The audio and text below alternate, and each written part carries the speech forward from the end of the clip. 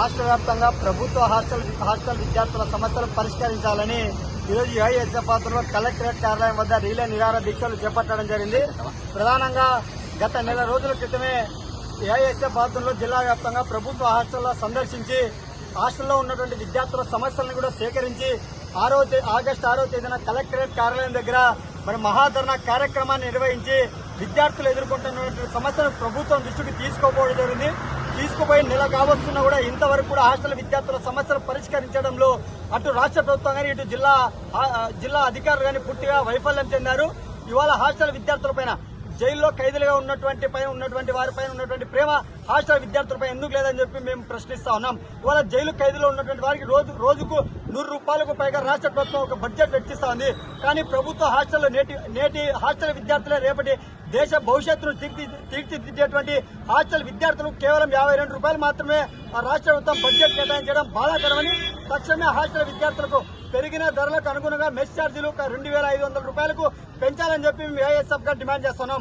అదేవిధంగా ఈ జిల్లాలో చాలా మటుకు శిథిల వ్యవస్థలోకి చేరి ఈ రోజు రేపు మర్నాడు కూలిపోయేటువంటి పరిస్థితి ఈ జిల్లాలో నెలకొంది. తక్షణ వారికి సొంత భవనాలు నిర్మించాలా.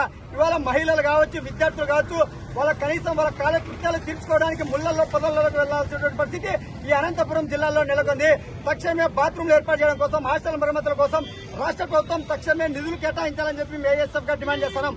అదేవిధంగా ఈ అనంతపురం జిల్లాలో ఆత్మకూరు మండల కేంద్రంలో ఉన్నటువంటి బీసీ బాలుర హాస్టల్ వసతిగృహం రేపు కూలిపోవడానికి సిద్ధంగా ఉంది.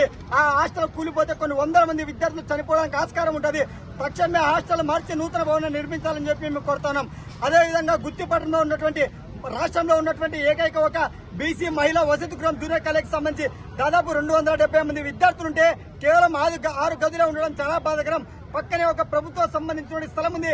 ఆ స్థలంలో నూతన భవనం నిర్మించాలని చెప్పి మేము కోరుతున్నాం. అదేవిధంగా ఇవాళ రాయదుర్గం ప్రాంతంలో గోనబావి కేంద్రంలో దాదాపు 2000 మంది విద్యార్థులకు సంబంధించిన పాఠశాల నిర్మాణం 3 ఫ్లోర్లు కట్టినంతో అర్ధాంతరంగా ఆగిపోయింది. తక్షణమే బీసీ మహిళా గురుకుల పాఠశాల నిర్మాణాన్ని గోనబావిలో పూర్తి చేయాలని చెప్పి మేము డిమాండ్ చేస్తున్నాం. అదేవిధంగా కళ్యాణ్ దుర్గంలో ఇవాళ ఎస్టీకి సంబంధించిన ముద్రేనపల్లిలో గురుకుల పాఠశాల నిర్మాణం అర్ధాంతరంగా ఆగిపోయింది. అదేవిధంగా కుందిరిపి పాఠశాల గురుకుల పాఠశాల నిర్మాణం అయినా కూడా ఇంతవరకు వాటి నిర్మాణం చేపట్టలేదు. తక్షణమే ఈ జిల్లాలో 3 గురుకుల పాఠశాల నిర్మాణం పూర్తి చేయాలని చెప్పి ఏఎస్ఎఫ్ గా డిమాండ్ చేస్తున్నాం.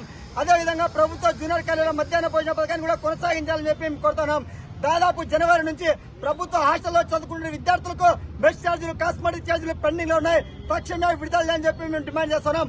ఇవాళ యువకలం పదయాత్రలో ఇచ్చినటువంటి ఎన్నికల్లో ఇచ్చినటువంటి నా విద్యాశాఖ మంత్రి నారా లోకేష్ గారు ఏదైతే హామీ ఇచ్చారో జీవో నెంబర్ 77 ఆ జీవోను రద్దు చేయాలని చెప్పి మేము డిమాండ్ చేస్తున్నాం.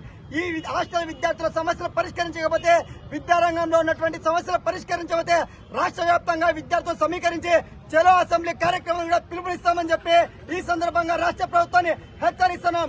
ఈ జిల్లాలో ఉన్నటువంటి విద్యారంగంలో ఉన్నటువంటి సమస్యలు, రాష్ట్ర విద్యార్థి సమస్యలు జిల్లా వ్యాప్తంగా ప్రతి నియోజకవర్గంలో ఈ సమస్యను కూడా సేకరించి అర్జీల రూపంలో 6వ తేదీ కలెక్టర్ గారికి అందజేశాం. ఇంతవరకు కూడా సమస్య పరిష్కారం కాలేదు.